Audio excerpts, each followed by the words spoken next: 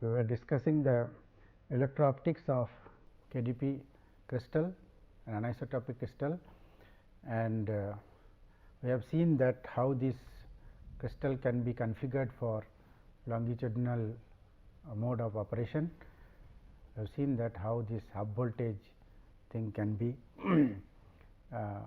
designed for switching of the modulator.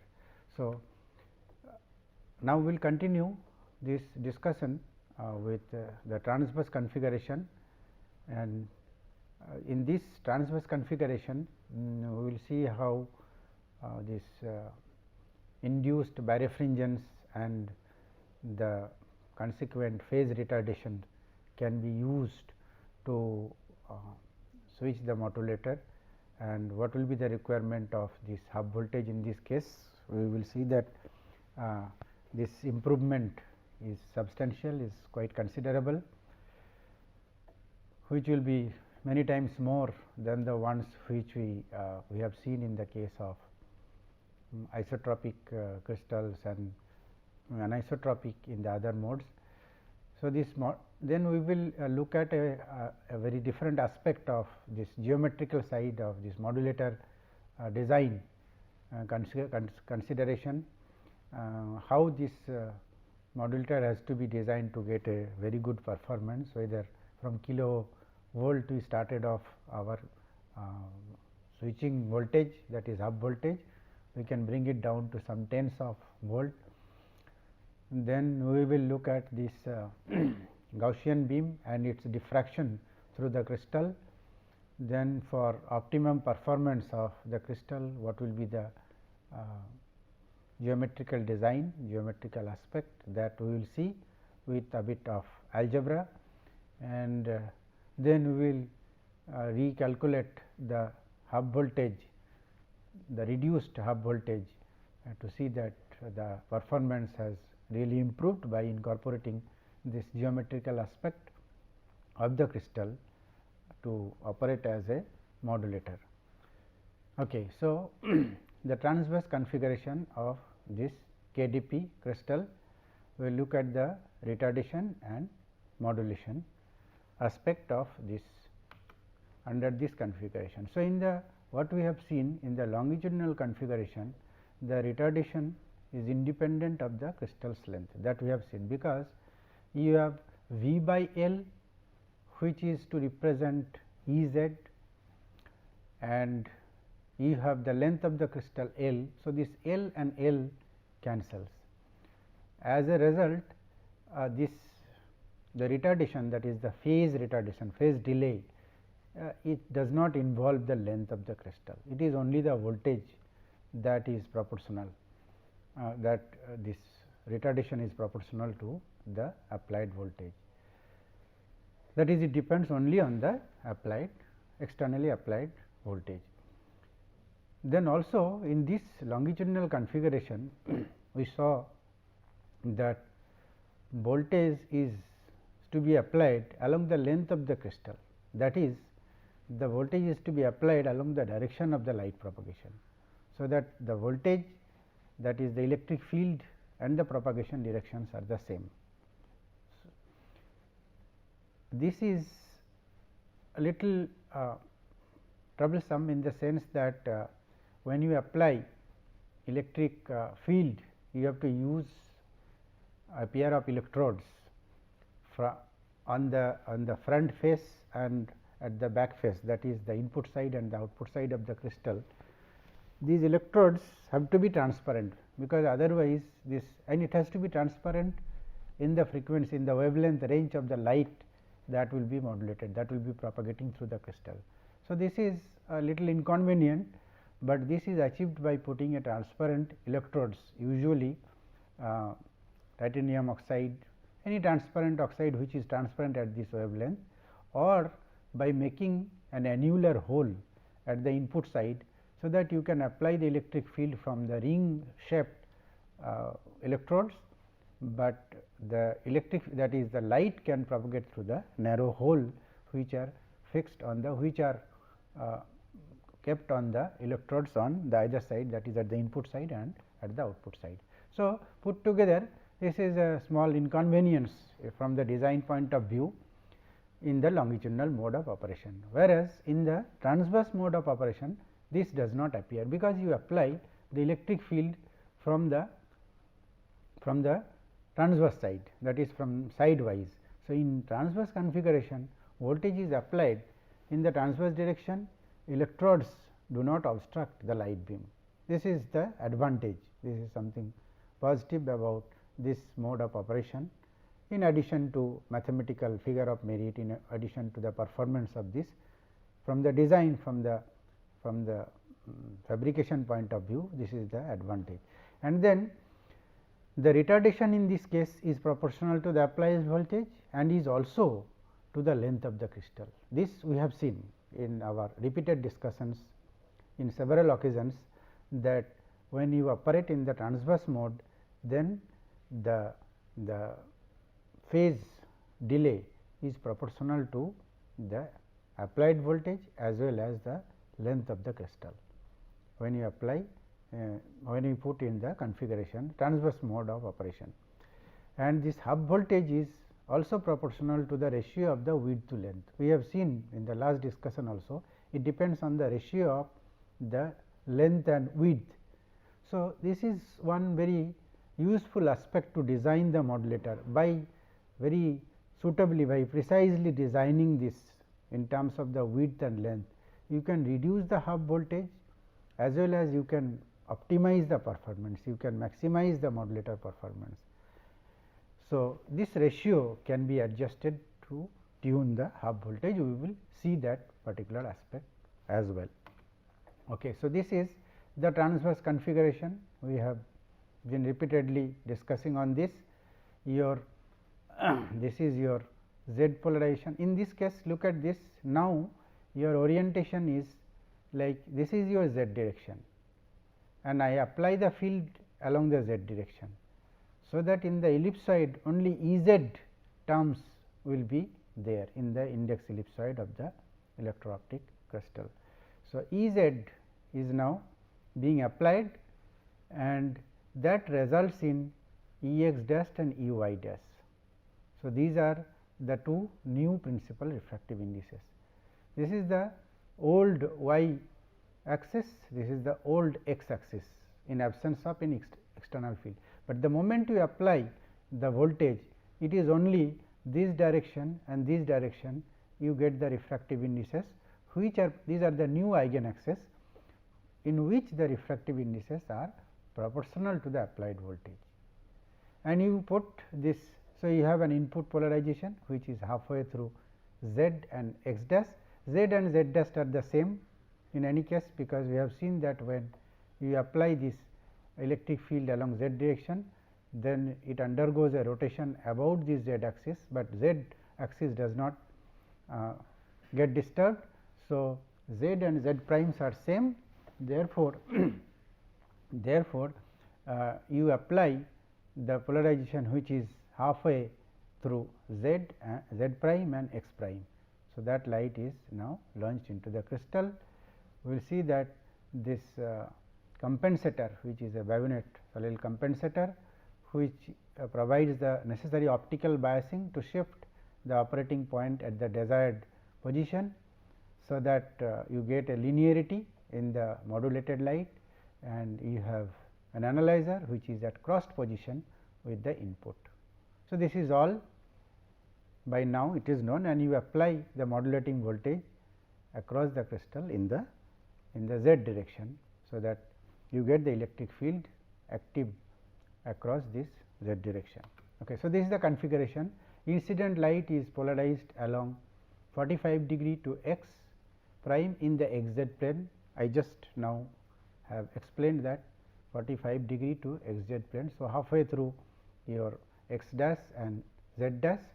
So, that is the incident polarization. In the crystal, light propagates along the y direction only. It propagates only along the y direction. You see this. So, this is your actually it is the y dash direction, because after this is your x, this is your y, this is your x dash, this is your y dash. So, in the y dash direction, the crystal within the crystal the light propagates along the new principal axis, eigen axis, that is the y dash axis. So, light propagates along this is important. Now, the polarizer and analyzers are at crossed positions. A compensator is placed before the analyzer to provide optical bias to push the modulator operate in the linear region of transmission.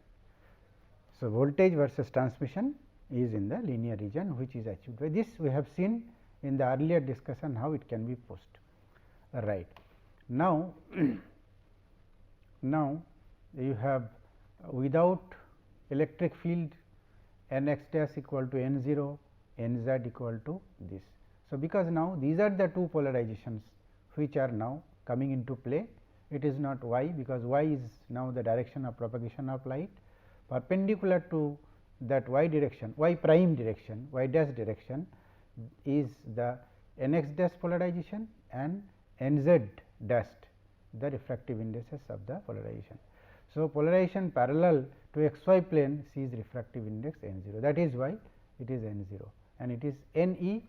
Now, with the field you have seen that it is because of this external field E z, your n x dash is modified with this the incorporation of this quantity which has come from the diagonalization or the axis rotation of the crystal.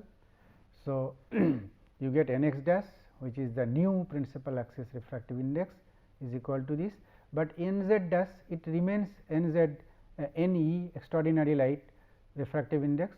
So, it does not undergo any change. Therefore, the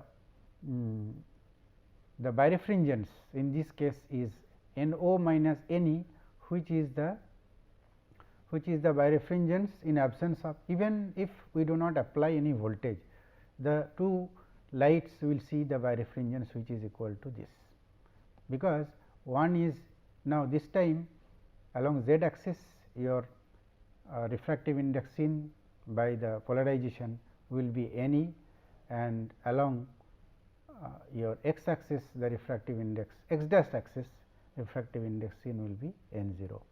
So, this is in absence of any field, this is a fixed birefringence which gives you that the different kind of quarter wave plate, half wave plate by adjusting the length of this birefringence interaction, and this is the part which is because of the voltage. So, this is voltage dependent birefringence and this is the fixed one, and this requires the compensation.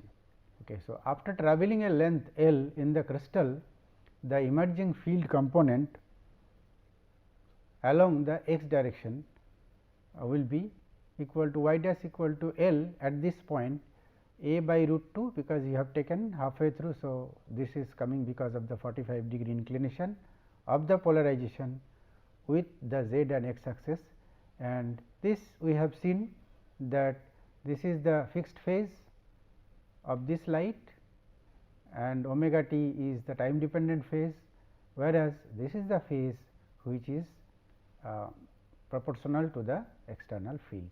So, this part of the phase which has come into play because of the application of the external voltage. The emergent field component along the z axis, z direction, then will be equal to this, because in this case there is no voltage dependent phase which is coming into play. You may recall that this z dash does not involve any voltage dependent phase. So, it is only because of the x dependent phase that the change in the phase, that is the birefringence, is change in the birefringence is only accounted for the presence of this quantity, this term which involves the external voltage. So, it is an external voltage dependent birefringence that involves, that is only due to the x dash polarized light, not because of the z polarized light. It does not undergo any change. So, that is pretty useful, that now E x dash has this phase, E z at the output of the crystal has this phase. This is the fixed phase which is carried by the z polarized light along the length of the lens. So, when at the output of the crystal it has this phase. So, these are the two phases of the two orthogonal polarized light. So, now we will have to take the superposition of this along the path axis of the analyzer. So, the phase retardation between the two linearly polarized light will be gamma is equal to this just difference of these two phases. If I take the difference omega t cancels, this will give you k 0 n o minus n e, difference of n o and n e into L, and this will be staying back as it is, and this is the only voltage dependent phase field dependent phase birefringence. So, I get this phase which is equal to this, as I have mentioned, this is the fixed phase which is staying back just because of the refractive indices of ordinary and extraordinary light without any electric field, and this is the phase. So, hence the phase shift induced by the applied voltage is this. This is the phase shift, only this quantity. This is not changing, this is the base phase, this is the fixed phase DC phase, this is the phase which is oscillating, which is changing with the voltage. Therefore, the phase shift induced in absence of the applied voltage is this quantity, which is the fixed phase. I have already discussed about this. This does not play any role in the modulation, it is only the constant phase that is staying. Now, in the case of modulator half voltage, in this case will be defined as the sum of these two pi and this, because anyway this is not playing. So, switching should be done only because of this voltage. So, you can write that pi equal to this. So, half voltage in this case will be equal to, and anyway this V by D has come for this electric field E z. So, V by D, because this is the transverse mode of operation, and V by D this represents the electric field. So, electric field into L, the length of interaction of the two of travel of the two polarized light. So, that gives you the phase of the light, that is. So, therefore, you get a V pi, the half voltage in this case, which is equal to lambda by n 0 r 63 and is proportional to the width of the crystal and also the length of the inversely proportional to the length of the crystal. We have seen, we have given some special observation on this, that how this D by L can drastically change the half voltage, that the performance of the modulator very good by suitably designing this. We will see that more. So, in the transverse configuration, the half voltage is not independent of the modulator L, but it depends on the width to length ratio D by L. So, if we choose this factor, this we have seen that D by L, this factor if you choose appropriately, then the half voltage can be reduced drastically. So, operation at linear region, for that purpose you require again the modulator to operate, to bias at the 50% operating point, that is the same as one has to do in the case of longitudinal configuration. The same way that you have to insert a half wave plate, a quarter wave plate to create a phase difference of pi by 2 between the two polarized light. So, that the phase difference, the base phase can be cancelled. Commercial electro-optic modulator, this is taken from this site, this is an amplitude modulator electro-optic crystal using KDP.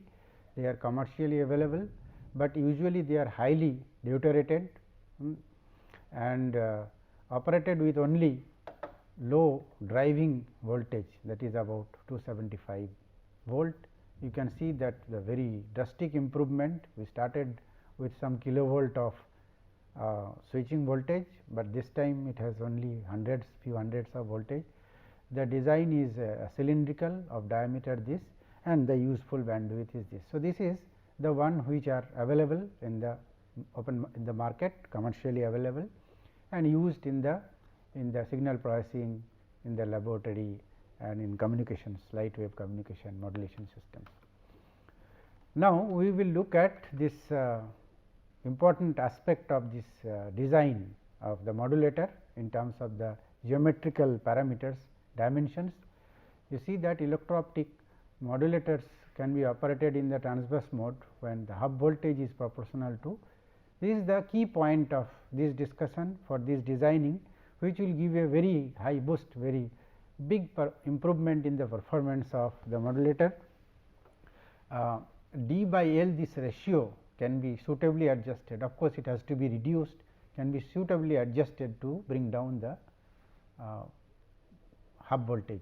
In the analysis, we assume that D and L to be independent of one another. So, all throughout our discussion, we have not talked about D and L. We assumed some value of D, or we just kept it as it is. But if there is a relation between D and L, when you look at the design of the modulator, that is that will be limited by the diffraction. This will come from the relationship will come for optimum performance, of course, come from the diffraction of the light beam within the crystal. So, that part we are now going to discuss, and this is very useful in terms of this modulator design and can be applied for such crystal modulator designing. So, the minimum value of D is determined from the diffraction of the beam within the crystal. We will see that configuration. So, let us consider a Gaussian beam through the crystal. Usually laser lights are sort of Gaussian beam. So, at z equal to 0, it is not at z equal to 0, actually it is at the center of the beam, where the beam size is the minimum, that is what we call the beam waist, that is the spot size, which is equal to W 0, and at a distance z 0 within the crystal. So, they are related. How this is the diffraction of the Gaussian beam. So, the spot size at a distance, let me see the figure. You see, you have this beam waist here, which is W 0, and as you move away from this, the beam diverges. So, at any point which is z distance away from this waist of the beam, then this is your W z.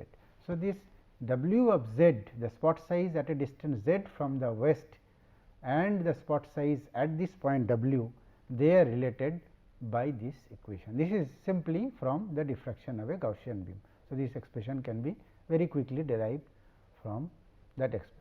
So, and this is the notation that we have used. Lambda dash is for lambda 0 by n, where lambda dash is the free space, because the wave is travelling within the crystal. So, the wavelength will be different, and so now because you do not want that the light should be out from the crystal, but you can maximize the light within the crystal. So, that is the design. So, the most part of the light which is travelling through the crystal will be within the crystal, and you can also and also that because you have to apply a voltage in the transverse direction, you will not allow unnecessarily the width to be more. So, that you lose a part of the width which is not being occupied by the beam. That means, the beam size and the width should be just hand to mouth, just it should be fitting each other, and there is no extra width, because putting an extra width will just require more voltage to get the same amount of field. So, that is the philosophy of this designing. So, by doing that, what we can see that when z equal to L by 2, that is half the distance of this is your L. So, half the distance at L equal to, and this is z equal to 0, where the beam is the minimum size waist. At z equal to 0, the width and the beam size, they should be equal. So, d z equal to L by 2, this is, you just plug in this expression z equal to L by 2. So, you will get this value, very straightforward and very simple. So, then d, because now twice the W, you look at this I have called W at L by 2, twice of this will be d. So, that is the requirement. So, d equal to twice of W equal to 2 W 0 and this quantity. Now, I have to minimize this value of d for this d W. because this is the thing which is given, this spot size at the beam waist, but this is a function of the distance of the travel, that is because of the divergence. So, this is with respect to the spot size how much divergence I can allow, so that it will just encroach this width of the modulator d. So, that is the philosophy. If I do that, then dw is equal to 0, this is the minimization of d. So, putting this left hand side, that is this equal to 0, I just differentiate this quantity, which will lead to this again a very basic differentiation, which will lead to this expression. And if I use this expression, we can find out, because from here we will get the value of W 0 in terms of lambda dash L. So, that this lambda dash L, these values are going to decide what will be the W 0. So, that you get this minimum value of d. So, to get the minimum value of d, what will be the value of W 0, that I find out from this algebra, which is equal to your W 0 under root of lambda prime L by twice pi. So, this is the quantity, this should be the beam waist. So, beam waist and the length of the crystal, of course, the wavelength is there, beam waist and the length of the crystal, they are related in this way. And if I know that, then I also know, because this value I can plug in to this expression. Now that I know the value of W 0, I know the value of W 0. So, this value of W 0, which will come from here, will be plugged into this expression, which will in turn give me the value of d. So, this d value is the optimum value, the exact critical value. We can give some more tolerance to this, because if we just put it, then there is a chance of, it requires a very high precision alignment and should be extremely stable, that is also the second requirement. But if you give a small tolerance to this, so this is the exact critical analytical value of d that is required when the L is given. So, d and L, they are now geometrically related through the Gaussian beam diffraction optics. Now, in practice there will be a tolerance. Just now what I said, that if it is exactly this value in terms of this, then it will be a very alignment critical operation, and also it has to be extremely stable, because otherwise any small fluctuation in the positioning will miss out the beam outside the crystal. So, there is a small tolerance. This factor is, tolerance factor is between 3 to 6 for practical design. This is all experimental values which are found out, and so in that case there is a factor S which gets into this 2 S and this. So, this is the design for this. Now, we will see, after having this design, that is when this d and L values are related through this parameter, then what is the hub voltage? You can see, very interesting, that let us assume a typical crystal length of 2 centimeter, which will decide the value of d through this calculation. Through this calculation, this will decide the value. S you have taken 3, because it can be well within 3 to 6. So, if you take the minimum value of 3, then this is the value of d. Now, a laser operated at this wavelength, helium neon gas laser at this operating wavelength, I assume that wavelength lambda 0, refractive index of this KDP, ordinary refractive index 1.512, if you assume, these are the values that if I use in this expression, I can calculate the value of d, which will be some fraction of millimeter. So, d on this calculation, it gives you 0.035 millimeter, which is a very thin width of the crystal. So, now if I use this d value in the V pi, that is your hub voltage, that lambda L is 2 centimeter. We have already assumed that L equal to 2 centimeter, which has given me a D value which is 0.038 millimeter. Of course, you have already included the tolerance factor 3, otherwise it would have been 3 times less.